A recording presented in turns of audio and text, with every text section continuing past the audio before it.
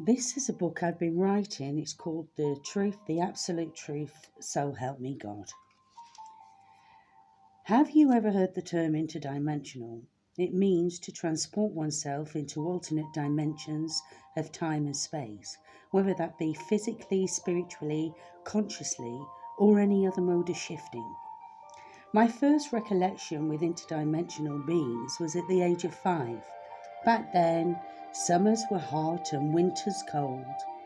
We lived in a small town in the northwest of England, surrounded by glorious woodlands and natural paths leading to farms, brooks, fields of wheat, horses gracefully grazing in their paddocks, all basked in beautiful, warm, golden light. Idyllic. It was the summer of 1972 in Warrington and scorching hot, heatwave weather. The land hadn't seen a drop of rain in weeks. I remember wearing a summer frock and little blue sandals as I headed towards the nearby woodland. Back then, things were very different. People could leave their homes unlocked. In fact, nobody bothered locking their front doors. The fences were small, so neighbours would often be talking over the fence, chatting away about this and that. So me toddling off to the woodland at the age of 5 was nothing to worry about. As I reached the parameter mossy land with little mounds where just over yonder the woodland and farm stood, I began to walk across when suddenly my foot slipped into a ditch. A small ditch in the ground, actually. Pulling my foot out, I began to cry as it burned. You see, a week or so before, the land set alight and the fire crew put it out with large mats as they couldn't get the fire engines near. Being only 5, I was unaware the ditches had smouldering embers underneath. Suddenly, a man appeared as if by magic from nowhere. He took a small bottle from his inside pocket of the long woolen coat he was wearing. Taking the little cork out, he poured the liquid over my foot. Miraculously, it took the pain away and the blisters disappeared. I looked at him. He was tall. He was a tall, slim male wearing a tall, wide-brimmed hat with a long bearded face. On his hands were fingerless gloves. When I think about it, he reminds me of the character Fagin from the film Oliver Twist, or could even pass for Merlin. He definitely resembled a wizard in every sense of the word. I looked down at my foot, then up, and zap. He had gone, vanished, disappeared.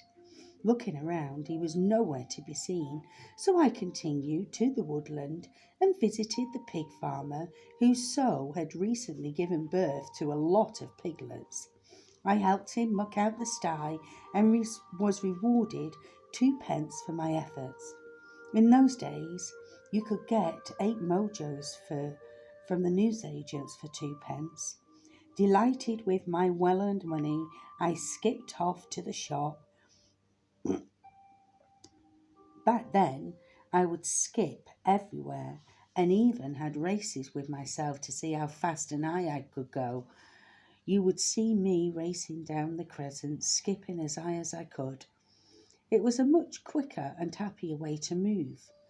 I'm surprised I wasn't nicknamed Skippy. I savoured the mojos the rest of the way home and didn't even mention my foot or the stranger who'd helped me. Probably because I didn't want to be told off for going to the woodland by myself, which I often did. It was my favourite place, and I loved visiting the farmer who had geese and other livestock. I remember the light was very different then. It was golden, warm, comforting, and I spent a lot of my time outdoors exploring the natural landscape and being in my own little world. Shortly after my encounter with the stranger, the mysterious disappearing man, I was playing on the front when one of the older boys came to me saying, "Heidi, come here," gesturing with his hand. I walked over.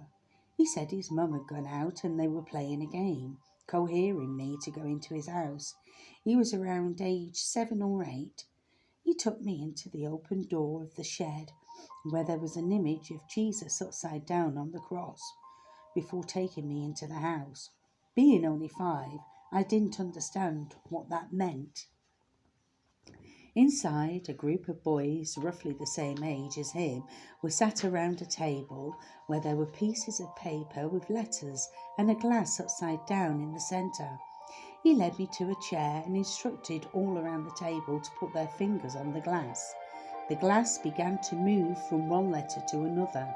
It spelt out ID die, and it was IDY, not HEIDI. As he spoke out loud, I began to cry, running off home. I told my mum what happened.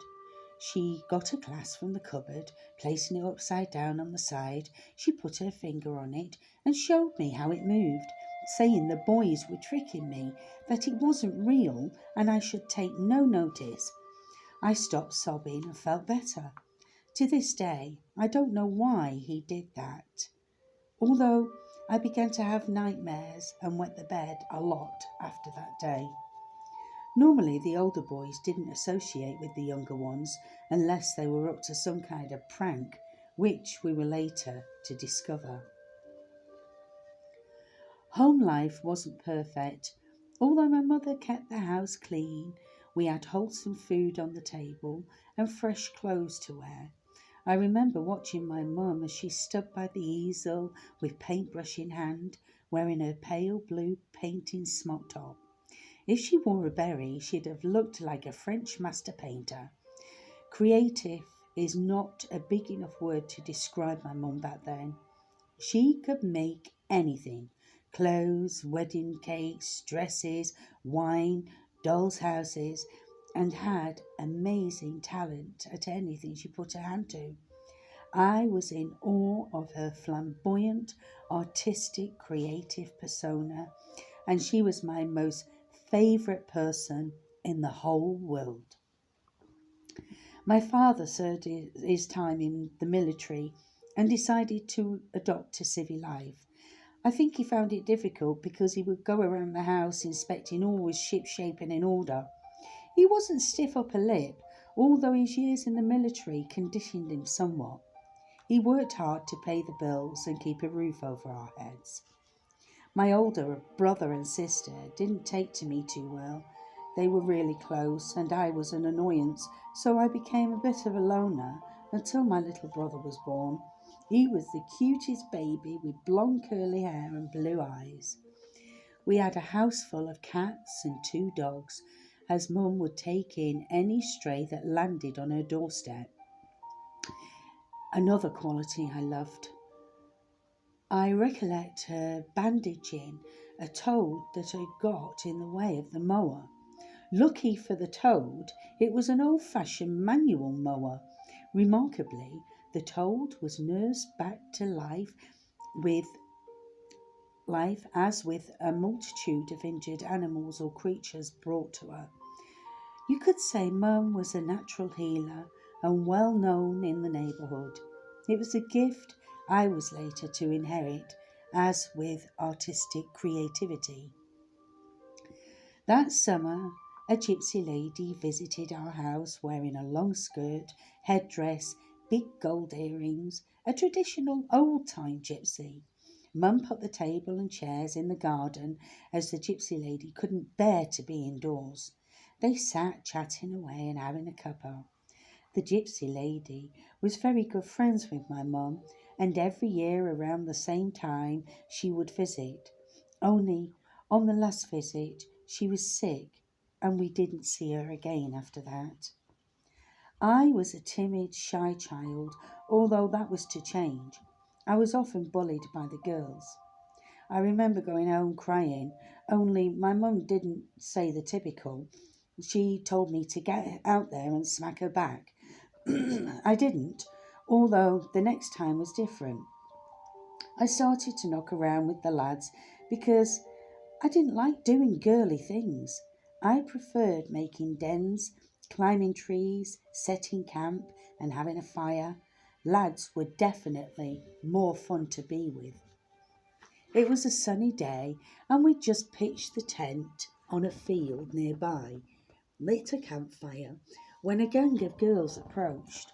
They circled me and began to push me around when Joey said, "Fucking smack her, Heidi." Before I knew it, I reacted, lifted my fist in the air. I punched one of the girls in the face, then another. I kind of lost the plot. They ran away screaming and crying, and that was the day I turned from a timid, shy girl into a foul-mouthed scrapper. I swore like a trooper, as did all the lads. I think the word fucking was used in every sentence by all, although thankfully I grew out of that habit. I was a tomboy in every sense of the word. I even looked like a boy, so much so a girl asked me to go out with her because she thought I was a boy. The shock on her face when I said I was a girl and the ribbing I got from the lads was priceless. I wasn't treated any different to them. If I got on their nerves, they would give me a punch and I would give them one back. They were a great group of lads, and sometimes we had our differences and scrapped. Then it was over and we just carried on playing. Girls were different. They would carry arguments on for a long time, and I was so grateful to be one of the lads. Remembering my younger self, I can surmise I had fight flight response, and it was always the first when trouble came knocking. Relationships got better with the girls, and we all knocked around together, lads and girls. We would often play on the square. Our favourite game was Levo 1, 2, 3, where we would group into two teams. One team would run and the other would chase, having the entire estate to the perimeter road, which was a lot of ground to cover.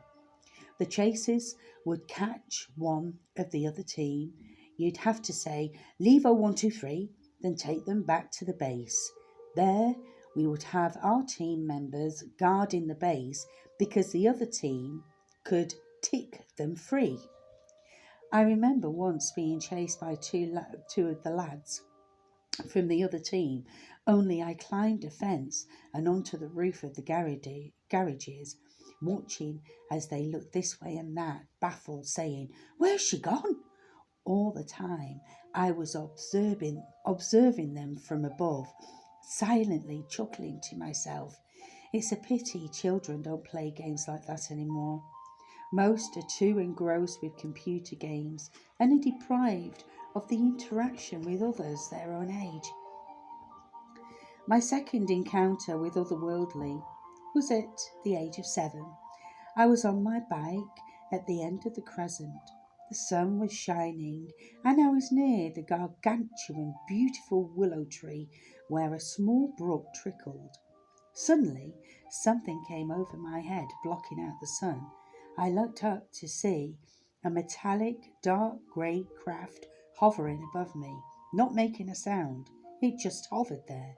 The entire neighbourhood came out, all looking up and pointing at the strange craft as I raced back towards them on my bike.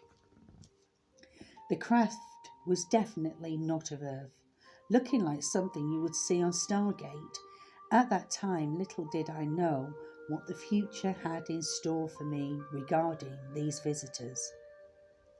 My third encounter with otherworldly happened on Radley Common, now called Peel Hall Park, where the mossland and woods were situated. Bev and I were heading back home when I spotted a young girl on the mossland, where I had the encounter with the wizard man. I squinted my eyes, thinking, "I'm seeing this," saying to Bev, "Can you see that?" grabbing her arm and crouching down behind a bush, with the girl in full sight. She had her arms in the air and was swirling around and dancing like a fairy. She looked like she was wearing a school uniform, red jumper and grey skirt. We both stared, open-mouthed, watching in amazement, when suddenly small black shadow forms came up from the ground and began to dance around her. Stunned, we ran as fast as we could back home and didn't venture on the mossland for a while after that. When I think of the little girl, I wonder if we were seeing the ghost of a child, and what if the child is buried on that land? I questioned, if so, how did she pass? Was there something sinister happen to the little girl? I was aged around 10 at the time, so it would have been around 1977 or 1978. I tried to research missing children in Warrington, however, had to stop because it made me cry. I'm shocked to discover there are over 132 missing cases of children in Warrington in Q1 of 2019 to 20, with the number rising to 147 to Q2. Alarm bells are ringing. What is going on? Although since the millennium there has been a rise in supernatural happenings in the town, I have encountered such and have endured this spiritual battle for the past 20 years. I will delve more into that later in my memoir. What I am about to reveal to you will be hard to accept, and you may doubt my sanity, as have I, although it is the absolute truth of my empirical journey here on earth to date, and still continues as I write this. There's not one day goes by without some kind of spiritual contact from otherworldly. I have filmed portals where orbs are flying through, and I have uploaded footage on YouTube of Mrs. Mabel's orbs. They came through whilst doing practice footage narrative of a story I wrote called Lily and Amelia Visit Mrs. Mabel on the Magical Moon Earth. Anyone who says they are dust particles needs glasses. For one, if dust particles, one would see thousands of them jostling about in the space, and they wouldn't move on a trajectory, some at speed, some as if they are swimming, meandering into the space. They are clearly round, light orbs, some blue, some white, and I once filmed a very large golden orb at a company I was working at, although I had to delete the footage because I didn't have permission to film the space. I film because of the sensation on my back, normally an indication there is something not visible to the naked eye present, although sometimes very visible to the naked eye. It depends. I feel like I'm going off the beaten track here, so I will delve back in time to my childhood. That's all for today. I will do my second lot tomorrow. Bye for now.